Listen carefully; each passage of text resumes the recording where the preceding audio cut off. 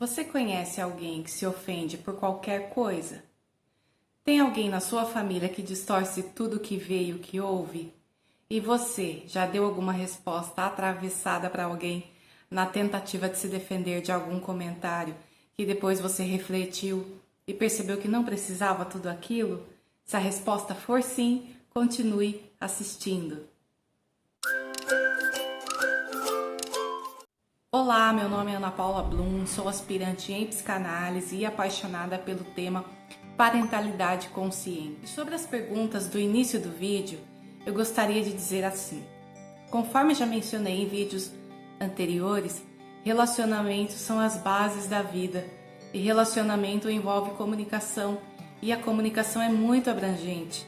Ela não envolve somente a fala, e sim todo um contato emocional com o outro em que o nosso corpo e expressões faciais, tons de voz e coisas do tipo também entram nesse processo comunicativo.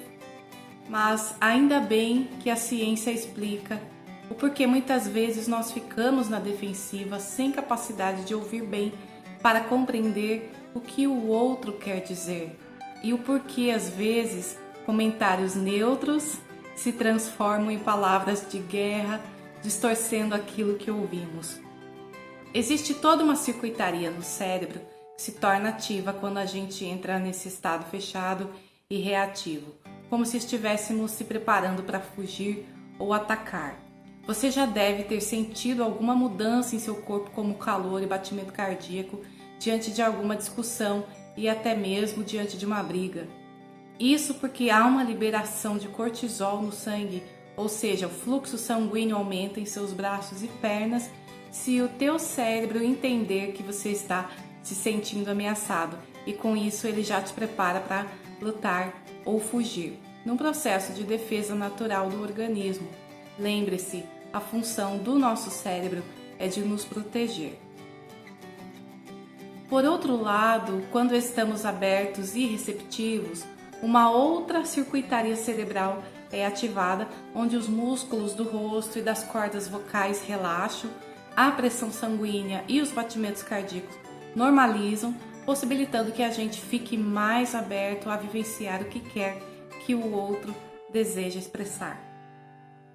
Mas então, como a gente encaixa essas questões no assunto parentalidade consciente? Ou seja, como utilizar esse conhecimento e essas informações na educação de nossos filhos? Quando estamos interagindo com nossos filhos, é extremamente útil decifrar em qual estado mental eles estão. Será que estão no fechado e reativo, em que o cérebro mandou recursos para eles fugirem ou atacarem ao se sentirem ameaçados? Ou estão abertos e receptivos porque o cérebro entendeu que o ambiente está seguro e por conta disso não precisam brigar? Isso é muito útil para que você, enquanto pai e mãe ou cuidador, possa saber agir e orientar a criança a lidar com todo esse processo biológico de defesa natural do organismo, que vem do cérebro reptiliano, pois essa criança se tornará um adulto e, como adulto, precisará manter relacionamentos, e se esse adulto não souber lidar com tudo isso, dificilmente conseguirá ter amizades sólidas e até mesmo poderá ter dificuldades de se relacionar com seu cônjuge, já que seu estado mental estará fechado e reativo, distorcendo tudo o que vê e o que ouve. Pior ainda se tiver um filho e achar que a defesa natural do organismo do filho, ou seja, dos ataques repentinos, são propositais, desencadeando um efeito dominó onde ninguém mais se entende. Mas vamos lá. Eu falei sobre o cérebro reptiliano e é muito importante saber como ele funciona.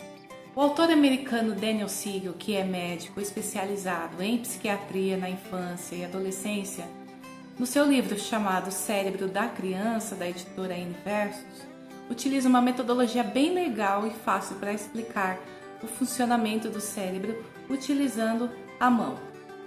Faz de conta que o punho é a coluna, daí entra no crânio, depois o tronco cerebral e o sistema límbico, que trabalham juntos e ajudam a regular as emoções e o jeito que você lida com a resposta lutar ou fugir.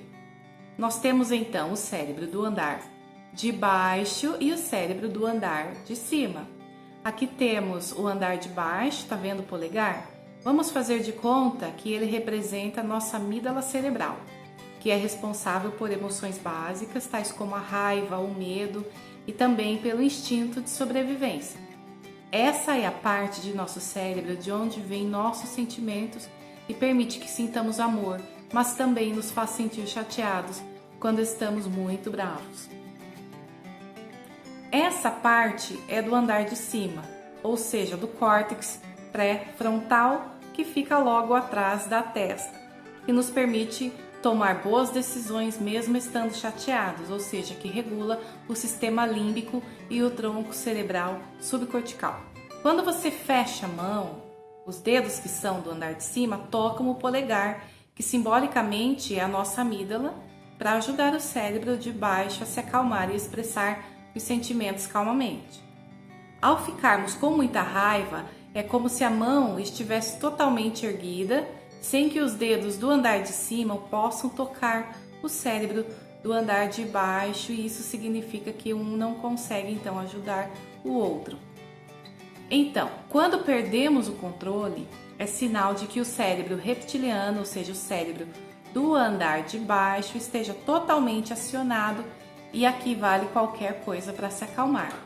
Pois se você continuar reagindo com raiva, além de explodir e até mesmo usar de violência com seu filho ou outra pessoa, você estará dando exemplo de que é normal ser violento quando estamos raivosos.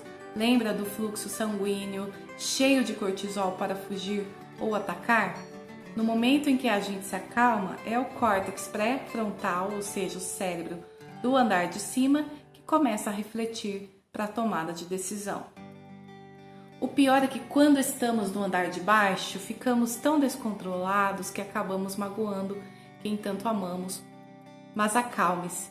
Por mais que às vezes você tenha saído do controle, tenho certeza que você tem feito um excelente trabalho na criação de seus filhos, e ainda é natural no dia a dia enfrentarmos situações muito estressantes como birras, teimosias, dos quais nos viram do avesso.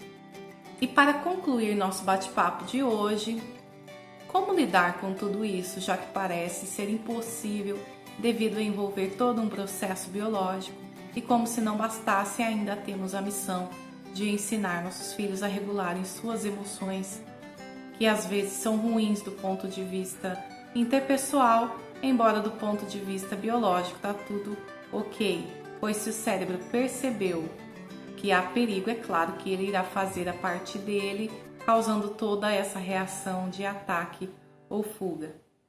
O primeiro passo é compreender como tudo funciona através da psicoeducação que você já está adquirindo.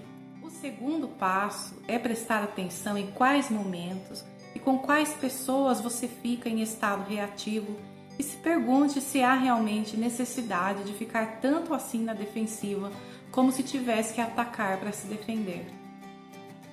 Terceiro passo: ensine ao seu filho esse modelo de cérebro na mão no momento em que ele estiver tranquilo. Não adianta querer ensinar isso enquanto o cérebro de baixo estiver em ação. Explique que quando ele está chateado, o cérebro do andar de baixo é que está ativado, mas que dentro da cabecinha dele tem um cérebro do andar de cima responsável por cuidar dele e dos amiguinhos para que não se machuquem com tapas e empurrões e até mesmo com palavras. E lembre-se, mudança é um processo. Ela não acontece da noite para o dia, porém temos que dar os primeiros passos. Conhece o exemplo da máscara no avião? Primeiro colocamos na gente e depois colocamos no outro. Ou seja, cuidando das nossas emoções, automaticamente cuidamos das emoções de nossos filhos. Mas atenção, se você anda percebendo que suas emoções ruins estão muito exageradas, procure ajuda médica. Pode ser que seus hormônios estejam desregulados e para isso existe medicação. E não deixe de procurar psicoterapia para cuidar de suas emoções. Então era isso que eu gostaria de conversar com vocês no vídeo de hoje. Sou muito grata pelo seu tempo que você passou comigo até aqui. Na semana que vem tem mais, se Deus quiser. Até lá!